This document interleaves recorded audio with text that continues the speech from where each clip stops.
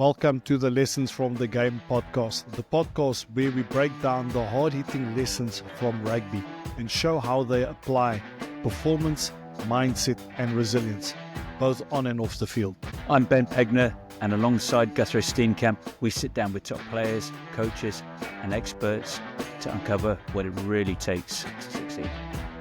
Hi everybody, how are you guys doing? So welcome to our show or our podcast, which still has no name, with myself and Ben. Really looking forward to chatting to you guys. And as we have mentioned before, we have just decided to get started, to start recording every single week and, just to touch base and evolve as hosts and see where the show goes. But we are passionate guys and we're looking forward to sharing our message with you. But anyway, enough said. Ben, how's it going, my man? How are you doing? Hey, G, I'm good. How are you? Nah, great stuff, man. Been a big week getting ready for our quarterfinals, but you're in Dubai, if I'm not mistaken. I am, yeah. I got here yesterday morning. Feels like I've been here about a week already, but yesterday morning, and then I'm flying to South Africa tomorrow to Pretoria to the Bulls. So start there on Monday. Okay, yeah. Going to Loftus. Yeah. All right. Okay, so for everybody watching this or listening to this, so this is going to be Ben's show. He's going to be interviewing me, and the following week I'll be doing exactly the same. So without further ado, over to you, Ben. This is your show. Let's go. Hey, Chief. Welcome to my show. It's awesome. Mate, we'll dive straight in. I've got a lot of questions, so we're going to be pushed for time. But you know what? You've had an amazing rugby playing career, and now you're sort of establishing yourself. You've been coaching for quite a while. You established yourself. But I was wondering, I know you're from the Western Cape originally. Can you tell me a bit about your upbringing? Yeah, man. So I grew up in Paul. It's a town just outside of Cape Town, close to Stellenbosch. Went to Paul Boys High. I grew up in an area called Charleston Hill. My parents still live there, which is quite cool. But it was, how can I say, it was I won't say a tough upbringing, but I had to really graft hard. I grew up in the school holidays. I had to work with my dad being a builder. So I used to get my hands literally dirty, mixing cement with the hand, carrying bricks.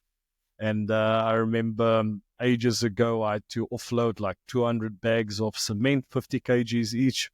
So, I grew up tough and I grew up hard, but I was fortunate enough to grow up in a great home with parents that support me, family actually that supports me. We're a very close family. Always have my aunts and uncles coming to my games and my cousins that support me. So I was very fortunate. But yeah, I grew up in an amazing town called Paul, who is also a great factory for unbelievable players. Frans Mulherbe went to the same school as myself, Paul Boys High.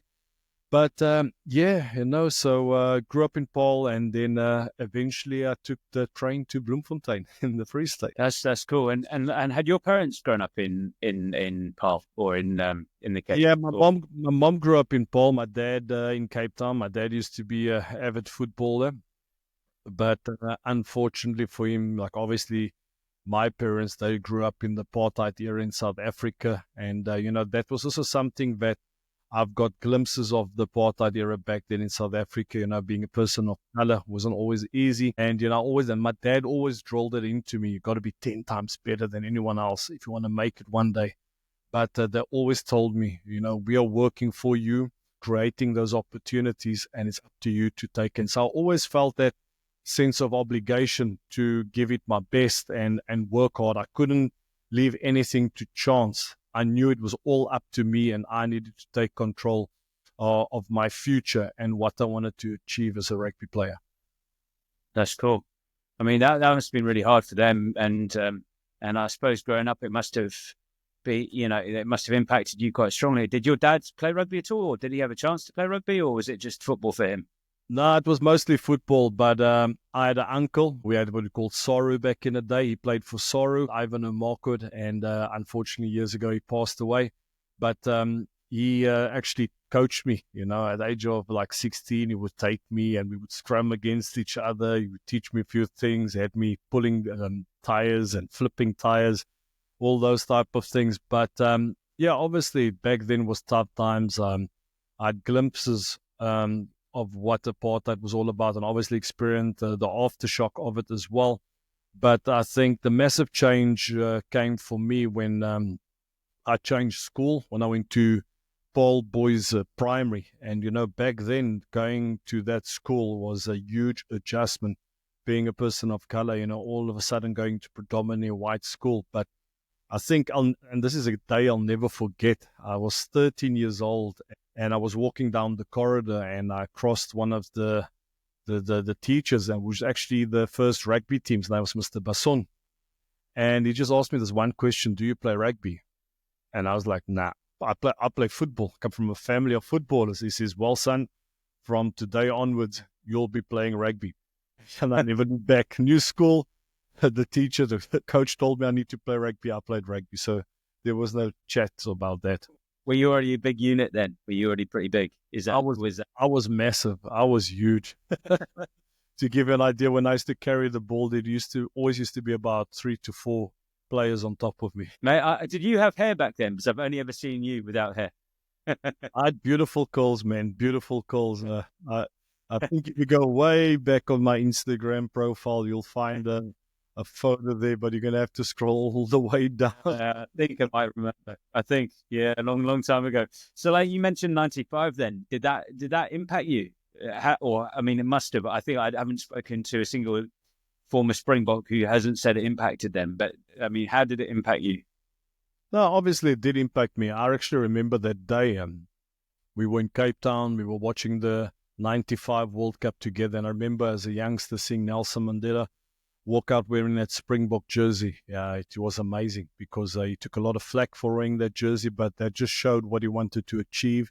He wanted to unite a country. He wanted to also showcase that that Springbok jersey is meant to be worn by people of all backgrounds, all races and cultures. And I remember watching that game, and I was pumped up. And I still remember the plane flying over Ellis Park, and I would have given anything to be there at that final, but obviously circumstances didn't allow that. But I was watching it together with my family, and I was into it. And remember, guys, I was a big fan of Chester Williams, James Small, Joos van der Westhuizen. And that game, nobody thought South Africa would win. There was no chance. The almighty All Blacks, it was impossible. But then you see guys like Joos van der Westhuizen putting his body on the line, tackling Jonah Lomo, and I was in, okay, we can do this. And I was shouting and going crazy. And then at some stage, I realized I'm like probably the only one shouting for South Africa. And that most of my family were actually cheering on the All Blacks. Really? Wow. And, a lot of people, asked me how did you deal with that. And obviously, a lot of family members transitioned over to becoming Springbok supporters when I eventually played for them. But when I was younger, I didn't understand it. Only when I was older, I understood why. Back then, the Springboks was more representative of the white nation. And only at the later stage that would change. And because most of my family members were really hurt by apartheid and what they experienced, that's why we're supporting them. But anyway, I don't want that to be the focus. The main thing is for me, that was the day that I decided I wanted to become a Springbok. That's the day when it became my dream. And I said to myself, I don't care about all the obstacles. I want to be a Springbok. I want to show that people like me can wear that jersey. I mean, that's already you've mentioned, and I've written down to ask you before we started talking today, but, I wanted to ask you if there was a defining moment that really triggered you like on that path and set you on that path where you had that goal and then pursued that goal, but also believed. Or similarly, was there a moment when things just, transitioned and suddenly you could see a clear pathway for you? Because, I mean, you mentioned 95. Within 10 years, you made your Springbok debut, which is incredible. Yeah, I think it really became clear to me, I think when I was 16 years old. I was coached back in the day by Mr. Wounig at Paul Boys High. And I remember my dad asked me the simple question. He said to me, so are you serious about rugby? So 1995, it was just a dream. But when I was 16, that's when it became a vision. My dad asked me the simple question, do you really want to play rugby professionally? Do you want to go all the way? So I said, yes. And then he asked me, so are you willing to do what is necessary? I'm like, I definitely am. And my dad was not someone that put pressure on me. He never over criticized me after a game and shouted and screamed at me. He just said, you got to put in the work. So he started to wake me up in the mornings. You need to go for a run, go for a 3K. Sometimes after school, he'll come pick up my bags and he said, you better run home. But that's when it became clear to me, when I started being recognized by my fellow peers, not because when I was younger, I was big. So it was okay. I was strong. But obviously, as you're growing up, other kids are getting bigger as well. And that's where you need to showcase your talents, what you're capable of doing. But definitely that would be the big trigger where I realized, okay, I can do this, because I started getting recognition from the first team coaches as well. They started speaking to me, telling me we're looking forward to having you in our squad next year. Just got to work hard. So yeah, it was a big turning point for me. But honestly, and I always repeat this over and over, I'm very grateful, because not only did I have a great support system with my family, and my parents was really working hard. When I was younger, I never understood why. My dad, sometimes he couldn't come to games. Sometimes he was working late. And later, eventually, I realized he was doing that all for me, making sure that I can go to that school. We're not a rich family, and making sure that he could pay those school fees, get my rugby boots, get the gear that I needed. And I was very privileged in that sense, but also with the Boys Eye family, my teachers, the parents, everybody at that school, they really boosted me and uplifted me and helped me to build confidence and to believe in myself. That's awesome. I mean, were there any clear role models for you at that stage? Like, was it one of the Springboks a role model, or was it Nelson Mandela, Madiba? Was it your dad or your uncle who taught you about rugby, or was someone, schoolmaster or something like that? Was there a clear role model, or was it just you sort of were on a path already? Obviously, and I mean, any son will say that there was definitely my dad. He was well respected in our community.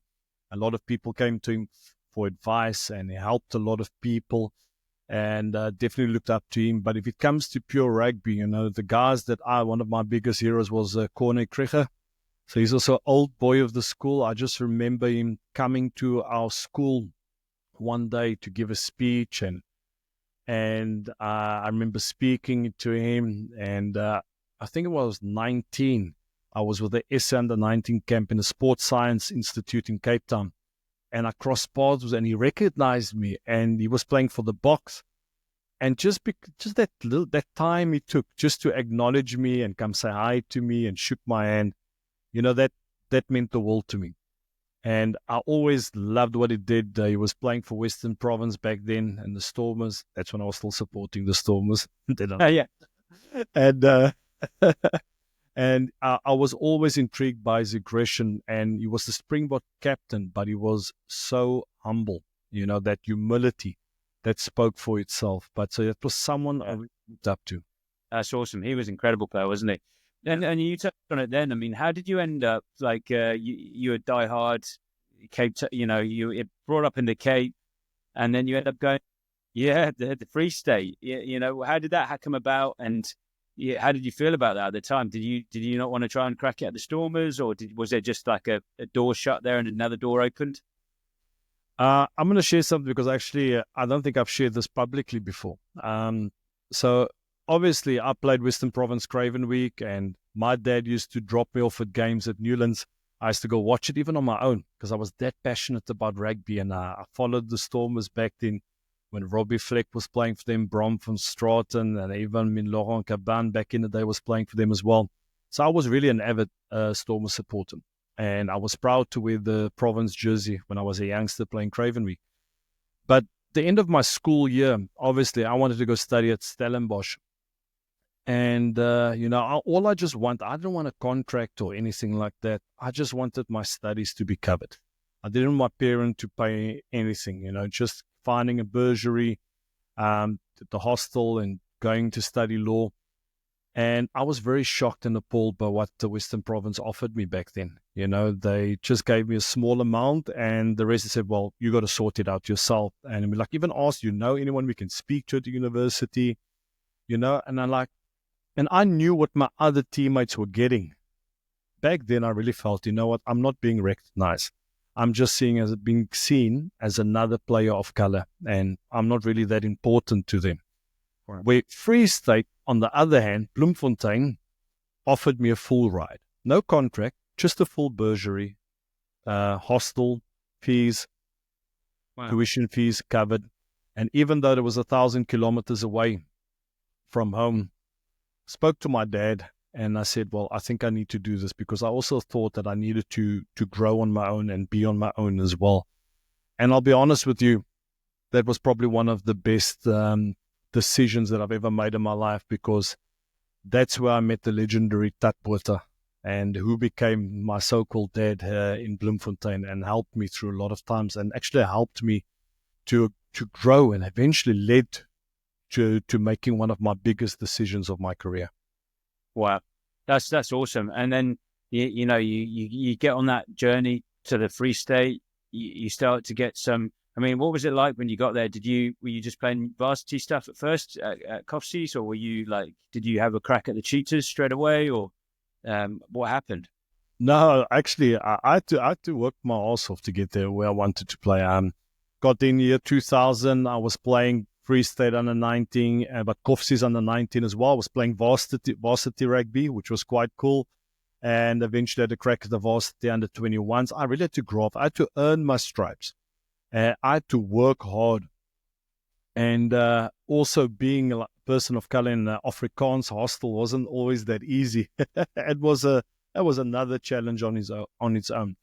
But the crazy thing is, my first year, I was playing full 80 minutes for the Free State and the 19 team.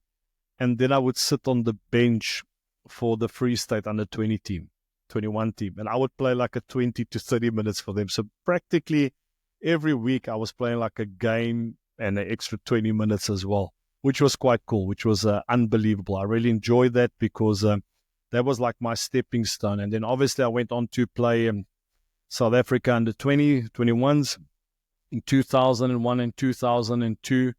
But it was only then really in 2003 when I started playing Vodacom Cup, where I started to get my break with the Cheetahs. And was that like a turning point, the Vodacom, or was there a turning point before? Because it sounds like if you're having to play one whole match and then back up as well, that takes a mind shift. And I know you as someone who's mentally strong, resilient, tough, who's robust, and you've sort of spoken about the hard work, and that was modeled to you as a kid. And so you probably saw that as an example. This is what I've got to do, and that work ethic. But that sounds like a bit of a turning point when you're at varsity, if you're having to play back-to-back games, and because that's pretty unusual. Well, it's not normal anyway. Yeah, if I have to be dead honest, if I look back at it now, I think it was probably linked to back then, which we had in South Africa, which was called the quota system. All right. Yeah. I'm not naive. If I look back at it now, that was probably one of the reasons I played a game and a half. Yes, I deserved it. I was good, because I remember one of the starters at the Winter, even the stage came to me. It's like, gee, you need to stop playing so well, because they're starting to take me off earlier and earlier in the game. I just wanted to play. I wanted to prove myself. But you're talking about resilience. When I was at uni, I didn't have a bike. I didn't have a car. My dad told me, the Lord gave you a pair of legs. Use that. You get where you need to. So I had to, from my hostel to the training field was about 3 kilometers. So I used to jog to training. And back then, we got to training, we had a former military sergeant as our fitness coach. So we used to warm up with 2,200 meter sprints, 2 blocks of 10, 200 meters. So after doing my 3K, I would do that warm-up block of 2,200 meter sprints, do the training, and then I'd jog back home or back to my hostel again. So that's what I was doing. And next to my hostel was the athletic track as well.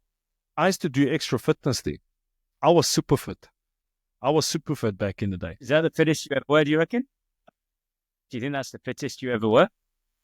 No, I don't think it was the fittest I ever was, but I definitely, I was way fitter than anyone else in my position in the forward pack, and that laid the foundation.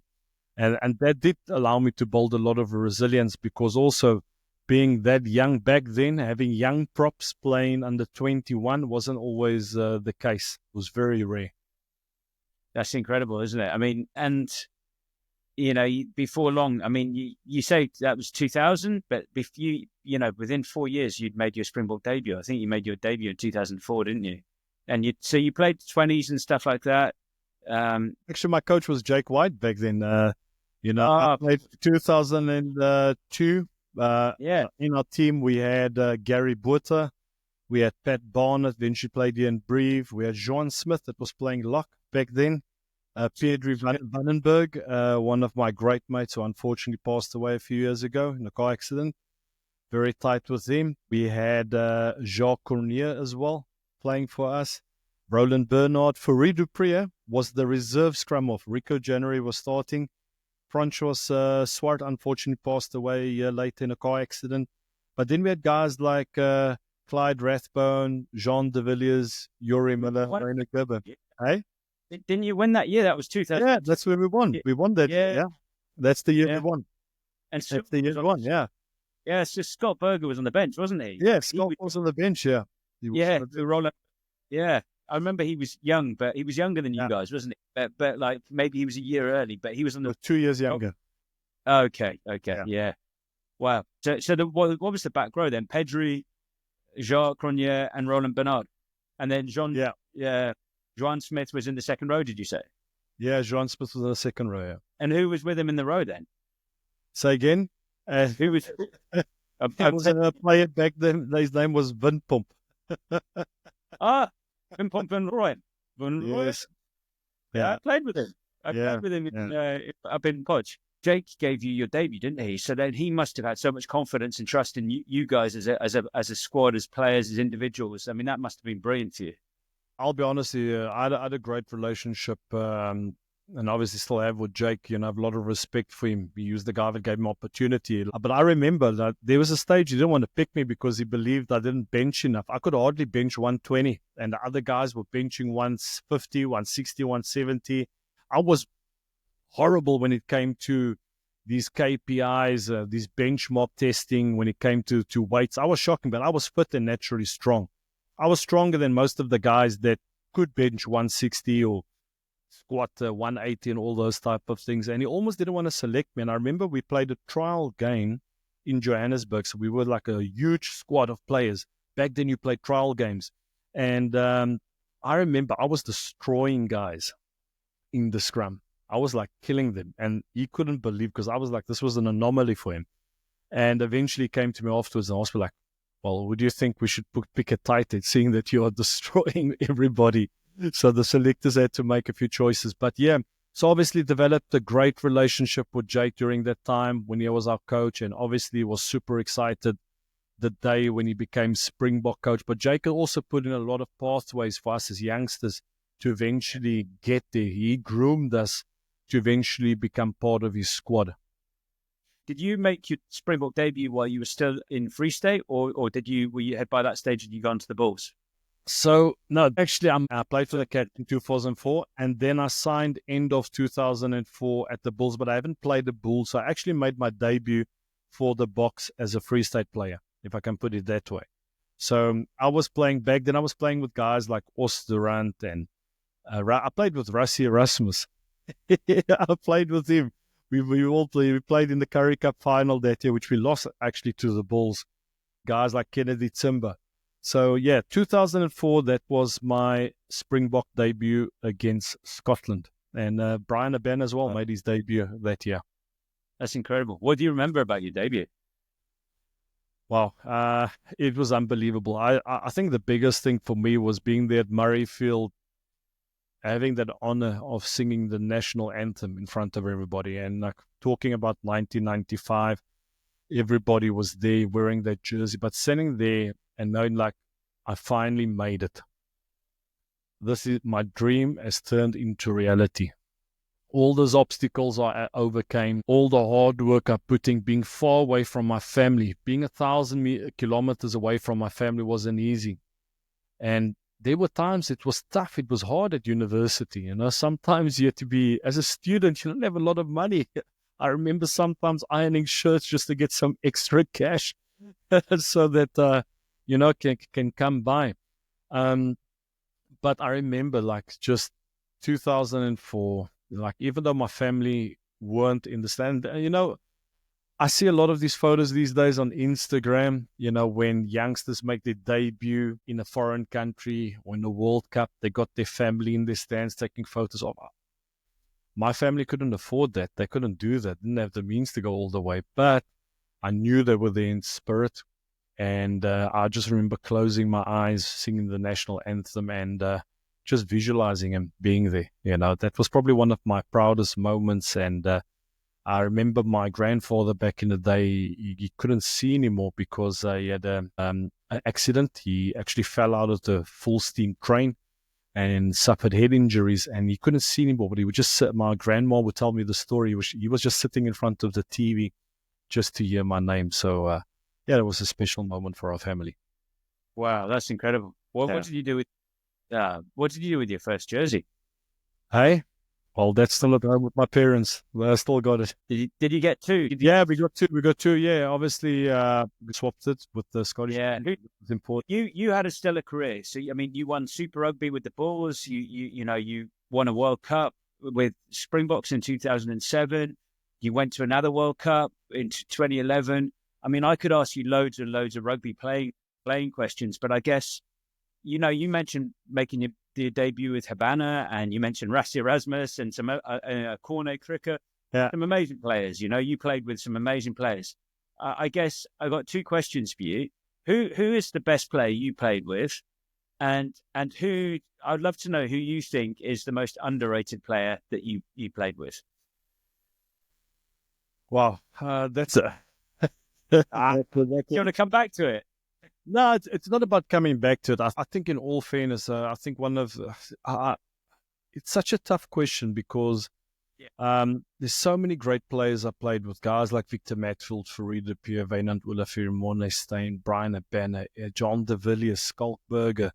It's so difficult to single out, but I think a guy I would like to single out is Farid de Pierre. That guy was way ahead of his time. He could actually analyze the game. He knew exactly what was happening.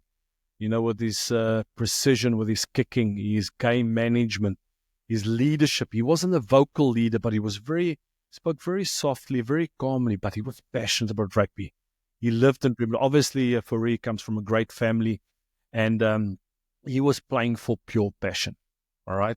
That's what it's all about. He wasn't driven by any of the financial factors or anything like that. He was pure passion, but he was a student of the game. He was a master of the game. He's a guy that really, really stood up.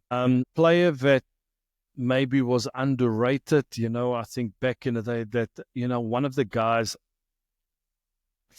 I feel never got the opportunity that he deserved, and there might have been loads of reasons back then for it, was Kennedy Timber. He was a magician. I played with him. I actually still remember this. When I started playing for the Cheetahs, Kennedy used to come to my hostel room.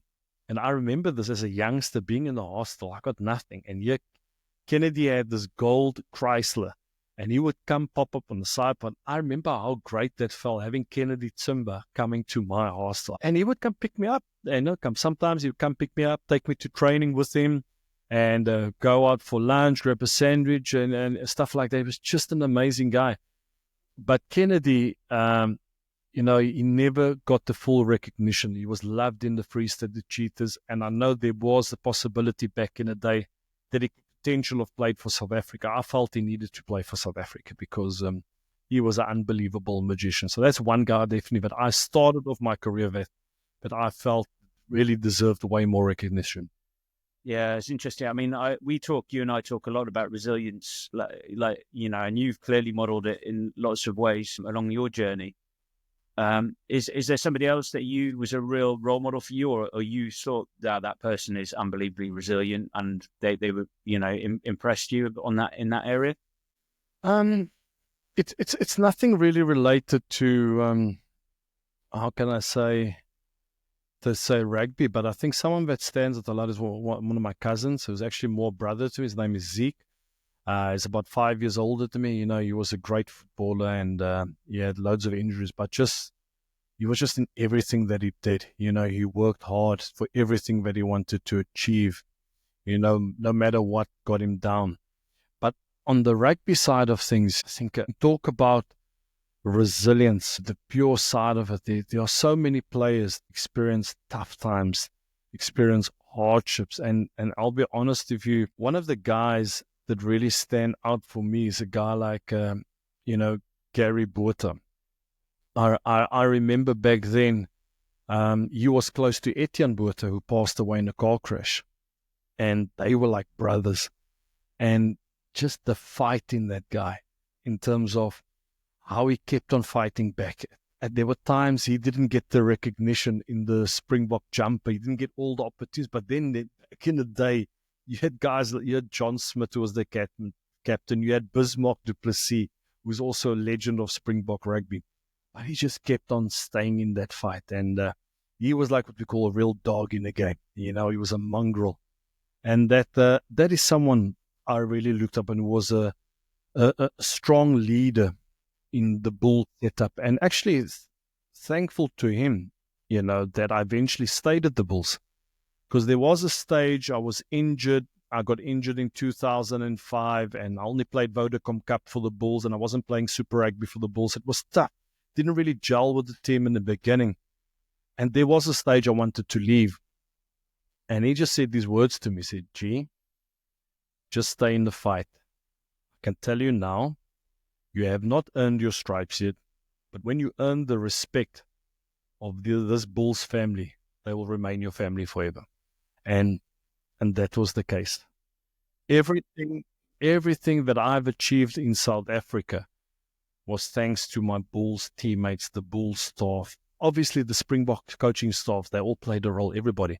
But that's where I came back. Talk about resilience. There was a stage, and when I was a youngster, I was an idiot. I got injured in 2005, out for 2 years, and picked up 20 kgs, and I was way overweight. And I've told the story various times on social media and other podcasts, but I'll never forget that day, my journey back, 20 plus kgs overweight. And when I started running, I just heard the scream like a pig. And it was Gary Botha. And he just says, "Let's go, G. You better run, boy. You better run." And that got me angry. And that actually motivated me to keep on going and lose that weight as quickly as possible. Play with each other in Toulouse as well. Did you overlap in Toulouse? Yeah, that's actually a funny story, because we both actually made the decision.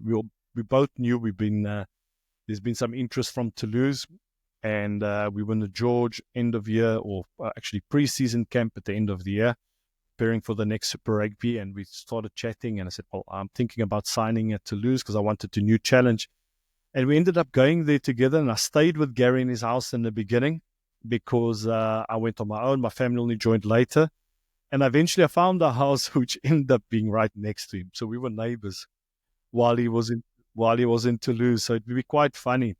I would just be at home chatting to my missus, and I'd hear the scream, "Gee, gee." And then I'll open up the window. "Yes, Gary, what's up? You want a beer?" "Yeah, coming." I'll go over. And every time, I would be spending most of the time at Gary's place in Toulouse. My missus would call me "Listen, you need to come home. We're here too." Where did you enjoy playing the most? Well, it will be too disrespectful to isolate. Each one has its unique memories. If I take Bloemfontein Free State, that's where I met my probably two of the greatest people that I know. Two mates of mine, Greek mates, Chris and Hodwe Ioannidis. All right, these guys own Caramellos in Bloemfontein. They played a huge part in my rugby career. There was a time when I was playing for the Cheetahs, and I thought I was the man. I was going out partying, and they actually blocked me. They blocked me at all the clubs. I couldn't get in. And that's what they did for me as friends. They were real mates. And then there's Bull's family. The bond I had with guys like Pedri, Rainer Thelber, and, Pedri and myself and Rainer, we were very tight. We were always together. We used to love a good braai, and we used to love a good brandy, but we trained hard, and we just used to have this special bond. So obviously it was a tough loss for us a few years ago when Pedri passed on, but guys like Victor, Donnie Rousseau, Mornay, Brian, so many players. Actually, everybody, a guy that you talk about coming back to a guy that never got recognition. Here's one player which I unbelievably adore, and I still have the world of respect, was Derek Keane. I played with him at the Bulls. Unbelievable guy. His parents, unbelievable parents. I used to remember my dad always said, like, wow, these people are unbelievable, great values, and he never got the recognition. But the Bulls, we were tight, we were a unit. Actually, a little anecdote. Before flying off to the World Cup, camp to prepare in 2007, we won, obviously, the final in 2007 against the Sharks. And all the Bulls players, we refused to go to camp because we just wanted to stay that Sunday together with our families and our friends and celebrate this trophy. We were that tight. Definitely special memories in Loftus, the people in Pretoria. I loved Pretoria. So many great, unbelievable people. Met another one of my best friends, my man Van. He's actually now got this crazy podcast called Van's World's Podcast. He started doing podcasts about like extra phenomenons and stuff, and I said, listen, I haven't even listened to it. I said, listen, I'm not going to listen to that stuff. I'm not going to sleep. But then Toulouse as well. Toulouse was different. You can't compare those three cities. All played a huge role in my life. Toulouse, I've always wanted to live in France, and Toulouse was a special place. Still is. My family still lives here while I'm coaching in La Rochelle, but it's so difficult. I think more it's a fact I'm very privileged, and I was blessed to have been in three completely different environments, which has enriched my life. So, and each one had their own unique challenges. Don't make a mistake. But yeah, to answer your question, definitely a difficult one to single out.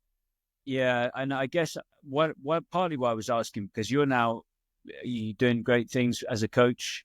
You're on this coaching journey now. You're currently at La Rochelle. You've been there a while, and it's interesting for me. You played under the likes of Jake White, Heineken Meyer, Guy Vez, and all these types of coaches. So when you go and you've had sort of that variety of experiences, you've got a lot of knowledge that you've taken on board, probably sometimes without even realizing it.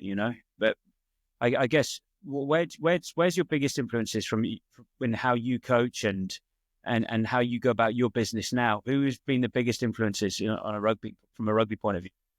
Oh, I think it's a tough one because, like you just mentioned, I've been coached by guys like Jake White, Heineken Meyer, back in the day at the Bulls, and also with Guinoves as well, Ugo Mola, and now working under Ronan Agora as well. I'm learning from on a daily basis. I think it's a tough one to sing, but I think one thing what I definitely stood out, I think the guy that had the biggest impact, I would think for me as a coach, I would say obviously it was Jake White, but I think it was because I was part of the journey back then with the Bulls, with Heineken Meyer. The way he created belief in a bunch of so-called nobodies, no names, brought these guys in, Victor Matfield, Donnie Rousseau, Bakkies Botha. They were all in these small teams. I think Victor was playing at Griquas, and Donnie was somewhere in Mpumalanga, and Bakkies was at the Falcons back then. He brought all these no names together. Not no names, but these guys had potential. And I remember this 2006 preseason camp, and he had this vision for us to become the best team in the world. And the way he created belief with his stories, he was an unbelievable storyteller. And the way he created belief in it. And we came to a stage where our team, we felt invincible. The stuff that we done, obviously after that, we went on with Franz Ludeker as well. That was also an unbelievable coach. But I think the two coaches that really impacted me, and especially early on in my career, I would definitely say is Jake White and Heineken Meyer, because they're two completely different coaching styles. And of each coach, I've learned so much. From Guinoves, who was a hard guy. Oh man, in the beginning it was tough. Didn't understand French, and he was brutal at stages, but always honest, always straight. And then obviously we worked under Ugo Mola as well. Towards the end of my career, and he also had a clear vision. So I learned a lot of everything, but I must say it's special working with Roger as well. He's an unbelievable guy. very passionate about the game. And, like you always say, it's not our job because we want to be here. So, but yeah, definitely I've been fortunate to have worked with some great coaches. Yeah, I mean, you've been through some tough moments. What, both as a player and then transitioning to France, that I think that's not easy, having to learn another language apart from your family initially. And then, as you just mentioned, coaches and they have different demands. Vez is a different demand, and he's putting that on you in quite a lot of pressure. What characteristics, what have you drawn out of that yourself? And what do you use like on a daily basis? What traits?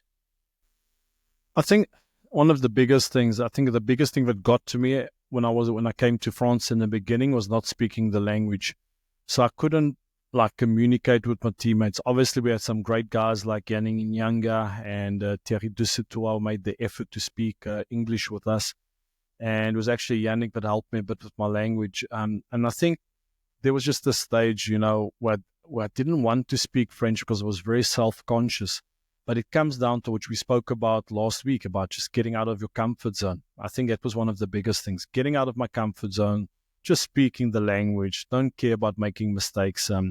But like you said, a lot of people always see the great things. Okay, living in France is amazing, but you're on your own. Like even today, we've got friends around us, but we don't have direct family here. When a kid is sick, there's no grandma, grandpa, cousin, aunt, brother or sister we can take them. So it was tough, and it really teaches you as a family and as a couple to really communicate and stick together. But I think the real thing which was really tough was that period when I stopped. That was probably one of the toughest moments in my life. Yeah, from what point of view? I think firstly because my career ended abruptly. Or let me put it this way: I still had the option to stay on at Toulouse. So back then, I never understood what that really meant, and I'm always advising players on this. So I was told I have the option to extend. So I said, cool, I want to extend. But then, obviously in writing, Toulouse too had the option to extend. So if they said no, even though I wanted to stay, that was null and void, that option. So they decided not to keep me. And that was a massive blow. Obviously, years later, I understood, and I knew I was at the end of my career. I wasn't a spring chicken. I was about 37 years old at that stage, but I was still in great shape. I understood. I knew exactly what they were doing. They were rebuilding for the future. And if we look at what they've achieved in the last years, it was the right choice. So I never, ever contested that. But because in my mind, I would always get that extra year, and then I would hang up my boots, it's like that got taken away from me. And then I got the opportunity to become a medical jockey. And that was a tough period for me because I think for 3 months, I just trained in my garage. I had a little home gym with some weights, cardio equipment, and I was training. Keep on calling my agent every single day, Damien, who we spoke to previously in the previous episode. And that was hard. And eventually I got a call up to go to Stade Francais. They keened the interest. And when I got there, like, but he's old. And I could feel the vibe from the coaches. They're not sure. He didn't have a preseason. He's not fit. And when, boom, first fitness session, I smoked everybody in the forwards. I'm like, what's going on here? I remember running a Bronco at 456. But I always tell guys, putting into context, I'm not sure if that was fitness or we all fighting for survival. So great thing then was I had the opportunity to finish my career at Stade Francais. It was only a few months though. And funny anecdote, I remember the conversation, and who is currently now the director of Stade Rochelet, Robert Moore, and he was actually the one that told me, listen, unfortunately we can't keep you. And eventually he was the guy that was essential to me coming to La Rochelle. So it's quite a funny story. He hates it when I tell it, but I'll say, hey, it's hilarious. But when I stopped, I knew what I wanted to do after rugby. I wanted to be a coach. I knew that I wanted to. I had this idea, I had this vision of becoming the specialist scrum coach, helping players, giving them the tools. And I had the plan in place. I worked the project. I worked the business model. But once I started it, I was like, but nobody's calling me. I'm putting stuff on social media like, I'll improve your scrum. Send me a DM. Why is no one sending me a message? And it was tough because in the beginning it took time to get things going, getting connected, speaking to people. And then I had unbelievable support of a great mate of mine called Francois Boudet, was a director, he's still a director of a huge telecommunications company, who was a sponsor of one of the club of Toulouse. And he actually got me involved into corporates, just coming to speak to his team, getting used to public speaking in the corporate world. And that actually eventually led to a lot of other things. But coming back, why it was tough for me, I lost my identity. I used to have a clear schedule of where I needed to be, what I needed to do. I knew I had to step up to line. Saturday's game day. Game day got taken away from me. That locker room vibe got taken away from me. All of a sudden, I'm like, who am I now? Yeah. And that was hard, yeah. Yeah, and just quickly on that one, what do you miss the most from playing? Do you still miss playing, do you think? Or have you replaced it with coach? It's funny. I don't miss playing. Yeah. I miss the grind. I miss that where you're in that moment and you got to push yourself hard, and that sense of accomplishment. And that's why today I train every single day. Yeah. I really take an off day unless I feel, you know what, gee, your body's stuffed. You're 43 years old, take a break. But that might happen once every 2 weeks. If not, I'm training every single day. Yeah, I'd love to know your opinion about, so you work with young players. You last year you were coaching the first team and the Espoirs. You were coaching, the front row. You're helping. Can you see a young player and see certain traits within that player and think that guy's got most of the ingredients to be successful? Yeah, you can actually. Obviously, you can actually, but you can't always determine when it will happen. You can see they have the qualities. I'll take, for example, we've got a youngster. We always make a joke about it, who got more game time than expected this season. And super proud of him. He's a brilliant youngster. He played with the French under-20s. I was fortunate enough to be in South Africa to watch him win the World Cup as well. You can see when this player's got something. He's got this work ethic. He's got the grit. But it was always a question of when. All right. And I knew, and he showcased it. And you could take it. But then you do, obviously, sometimes you do get the odd surprise. But yeah, as a coach, we can get a good estimate who will eventually make it. And sometimes we can identify a player, and along the line we realize, nah, this is not going to happen, which has been the case for certain players in the past. Now, so obviously we do have a clear pathway for players and certain boxes they need to tick. And you can get a feeling for these type of things, but sometimes you can get it wrong as well. Yeah, and so, I mean, of all the players you've seen, and not naming individuals by any means, but like from a playing, with all your experience, both from a playing and now a coaching point of view, what do you think are the defining characteristics that you would say the biggest, the majority of all those people who go on to have a decent career, not necessarily a Springbok, but like a decent career? What commonality is there amongst most of those people, do you think? What common trait? Common trait, firstly, right up there is work ethic. Someone that's willing to work. You can pick it up. Work ethic and constantly progressing, being obsessed with progressing and evolving as a player. So that means they're constantly upskilling themselves, working on not only their weaknesses, but amplifying their strengths. But someone that you can see is resilient. So even they get criticized or they have a poor game, always staying in a fight, always bouncing back. Because a lot of people think talent. It's not just talent. It's like some guys have the flair. If you look at your guys like Ntamak or Dupont, everybody sees the flair side of things. But there's a hard graft behind that. Being a student of the game. So those are the type of things that you look at. We've got a young flyer that also played in the Under-21 World Cup in South Africa.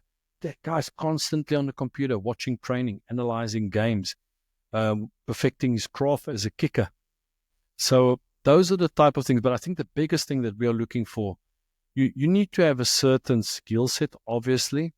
But as coaches, what we're looking for guys that are working hard, guys that are aggressive, guys that are willing to do what is necessary to reach their goals.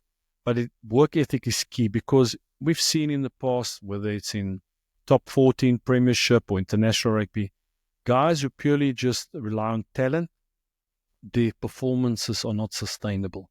We want sustainable performance. So it's almost like the physicality and the physical nature, especially rugby is a big combat sport, you know. That gets you in the door, but it's almost the other things define how if you stay in the room, I suppose, or how far you go along that journey. Yeah.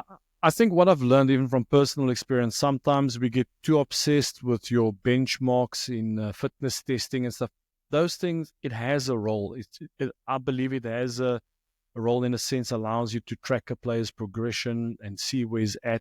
I normally like to look at those type of stats when I see a player's dropping in performance, okay, and he gets tested again. Okay, we see this substantial drop in his testing. Okay, why? So that means maybe overweight or maybe not working hard. It depends how you use all those benchmarks, all those numbers, because we don't want to be Excel coaches as rugby players, you know. Stats is important. It has its role. And if you look at most rugby players, they all have a decent level of strength and power.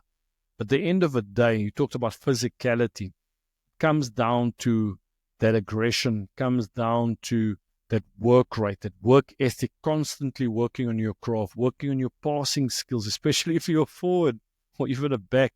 But, you know, those type of things. I love that. And, you know, so, I mean, you've got you had a successful playing career, you know, and that's an understatement. You won pretty much everything that you could win, both in Europe and in South Africa, and a World Cup. So, you know, incredible achievements.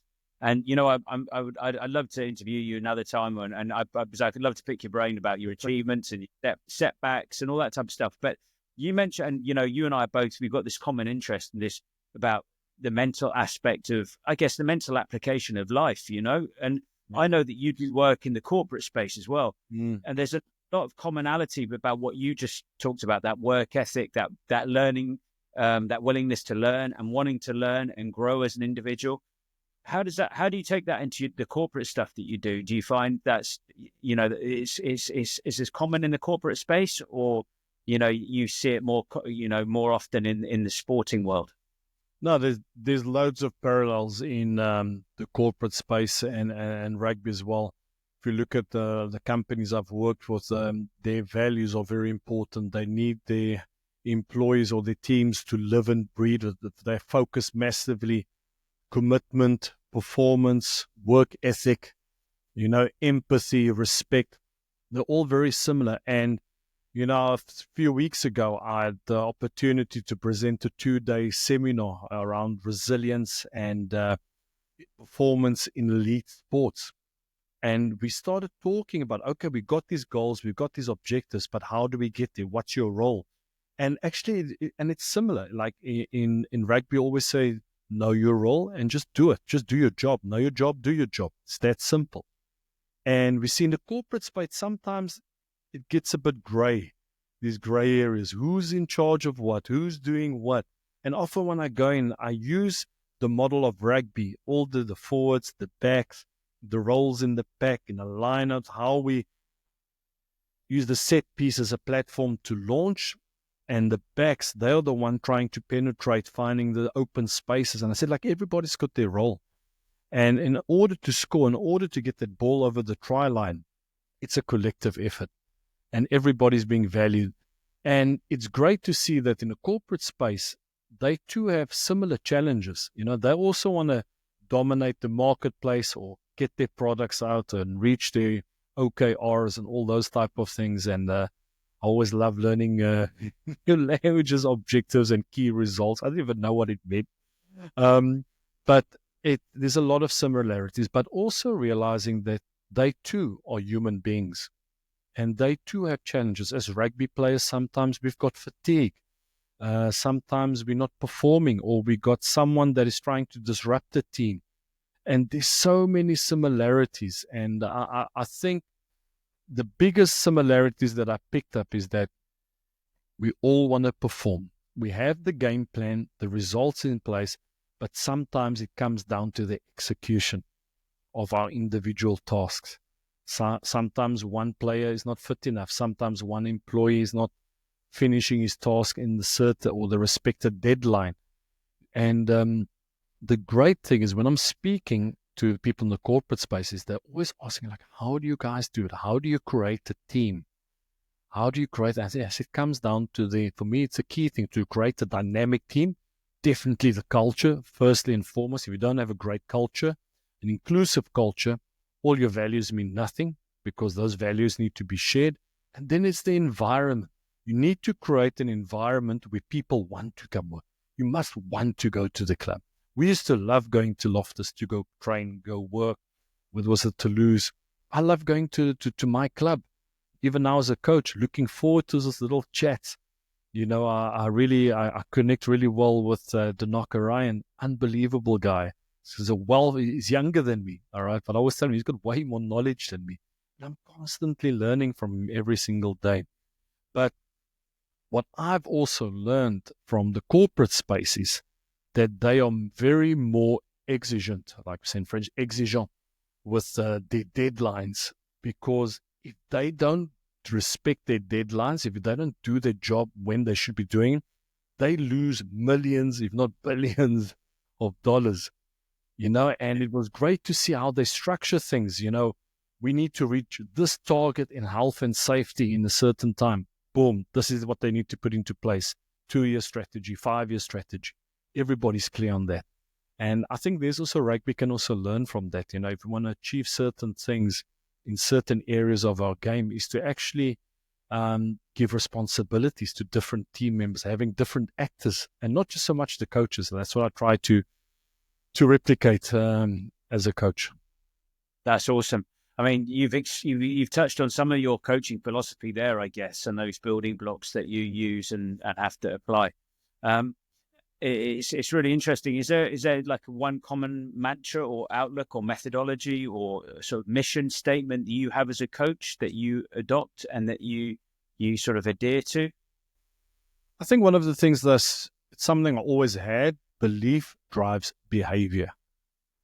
So, and it's so simple. Belief drives behavior. If you believe in something, you will push yourself to do it. And I always tell the players, and the way I coach, I don't like to tell players, do this, do that, you must do this. It's a shared project. It's a shared vision. Like in the beginning of a season, I'll ask the players, what would you like to achieve? What would you like to achieve in the scrum? How do you guys think we should get it? And I facilitate it. And if I really feel there's something which in portal, I will impose it, but I don't like to work like that. But it needs to be a shared vision. And that's something belief drives behavior. And I use that today. Yeah, I love that. Drives behavior. Yeah. It's really powerful, isn't it? I love that, because then you can get your habits or your process, whatever, from there. Exactly. And I guess, G, like finally, sort of, what you're a busy man. You've got a lot going on. You've already had unbelievable success with La Rochelle. You've won a European Championship. What's next for you? Well, hopefully we'll win the quarterfinal this weekend and go all the way to top one. But yeah, so obviously I'm quite chuffed. Just recently re-signed with the club as well, so I'll be here for the next few years with the club, which is unbelievable. But I think what's next for me is leveling up as a coach. Obviously, I have the ambitions one day to become a forwards coach and, eventually a head coach one day, if that's the case, and if I eventually find something that suits me. But for right now, I'm fully committed to my club. In the team which we have, I'm here to do my job and add value wherever I can, whether it's in the scrum, whether it's helping with the players, whether it's holding a freaking head shield. I don't mind, but all I'm doing is leveling up. And what does that mean? I'm constantly learning. I'm not about the scrum, other areas. Again, I'm learning from great guys like Danaka, learning from Rog, who's unbelievable. He's a young manager. He's not even 50 yet, but the way he works, the mindset, the way he works with players, the confidence he shows in us as coaches, unbelievable. So next step for me is leveling up as a coach. And I think as well, me taking care of my own mental well-being, especially my mental health. That's why I train every single day, taking care of my body. And, something funny, something I started doing less is drinking less alcohol. Like I'm in the last few years, I'm older now. I haven't partied a lot or anything like that. But even the odd beer here and there, I started to reduce that. And it's had a massive impact in my life in terms of just productivity and energy. But I think the big thing for me is, and this is the kind of mantra that drives me, where I want to be in 2 or 3 years. So this is what I've created for myself, and this is something I write down every single day. In 2 to 3 years' time, I want to be in a position of power where I can impact people. So whether that means in rugby or in the corporate space where I'm speaking to 600 people, hosting a seminar, impacting their lives, I want to impact change. And then obviously, and be closer to my family, because my family is in La Rochelle. So that's not always easy, but I have a brilliant wife that is holding the fort back at home, and in constant contact with my kids and my family. It's unbelievable. But the thing that drives me the most, yes, I want to coach at the highest level, as a forwards coach or as a head coach one day, if that is my path. And that's something I'm working towards. But right now, my role is a scrum coach, and I'm giving it my best. I'm here to add value for my team. But the thing that really drives me is having an ability to inspire people. I want people to believe that anything is possible. If you believe in something, and for some people it doesn't happen, that is the reality of it. I'm not trying to install false positivity, not at all. But if I can inspire one human being, 2 people every single day, and that's why I train. I don't train also just to get recognition. You're looking great. And I don't train to lose weight. I'm not training to have a six-pack, because I never will have one. I'm at peace with that. But players are starting to recognize, wow, gee, you're looking good, looking fit. I'm like, thanks, guys. But also what I'm doing is showing them, listen, I'm 43 years old. I'm in the trenches every single day. So when I tell someone to push themselves, I've already got that stock. I've got that credibility. So, yeah, it's a bit all over the place. But Ben, just to summarize everything, I really want to be in a position of power, not for my ego, because I want to inspire people. I want to impact people. I want them to have that confidence, that self-belief, and chase their goals. That's what I'm passionate about. Yeah, so it's awesome. Since we've connected a few years ago now, I love your energy, your enthusiasm, and it just so I think we would have that same connection if we weren't involved in rugby, I think, because and if we hadn't crossed paths because of rugby, because I love your energy and your desire to help people, and it just so happens that the tool that you've been given is the sporting, that's the vehicle at the moment, and it's been sport. And that's why I'm so fascinated to also hear your views on these traits, because you've been around successful people in lots of different areas, and you display it. It's sort of a work ethic, and it's this resilience and this robustness, especially mentally, and like the way you grow personally, like taking yourself out of your comfort zone. It's really inspiring to see and be around. And when I ask what's next for you, it's fascinating to see, because I think you could do loads of different things. And, just today, it's really cool. I've taken a few takeaways. I love that, stay in the fight, I think so many people, if you can just outlast people, if you stay there, that's a really big thing. If you just stay there long enough, then, you'll get an opportunity, and you'll just keep your head down. You'll keep improving a bit better every day. And that belief drives behavior. That's so powerful as well, and power to impact people. You're doing that everywhere already, but it's awesome to see. It's really, really cool.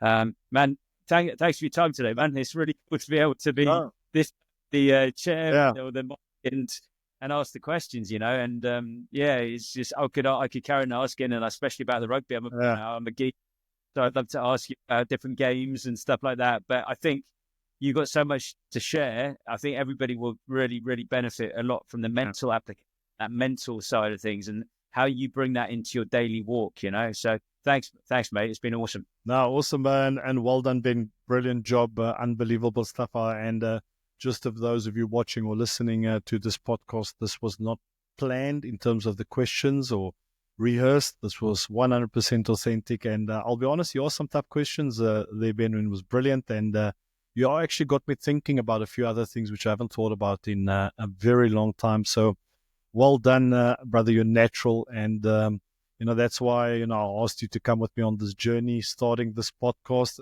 But, brother, we need to get the name sorted because I can't carry the podcast which has no name. Okay, we'll get there.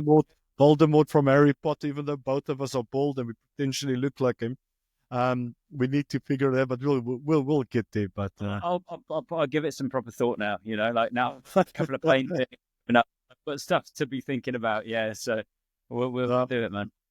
Okay, all right. So, guys, we'll be signing off. Thanks for everything. We're still figuring this out. I'm still figuring out the software. I didn't even, because he was interviewing me as well. But we really need your help to grow the show, develop the show, please. So I'll obviously be posting this on YouTube. We haven't officially launched yet the podcast. We will do that, but we're just staying in it. We're just staying accountable. And we would also like to know, what topics would you like us to discuss? That would be great. So please comment, send us a DM. We'll be posting, obviously, a lot of the stuff on different social media platforms, but we need your help in order to develop this show. But guys, that's it. That's me, Coach G. I'm done. Ben, thanks, brother. Any message you would like to share with the audience before signing off? Nah, it's been fun. Yeah, it's good. Yeah. All right. Thanks, guys. Ciao, ciao.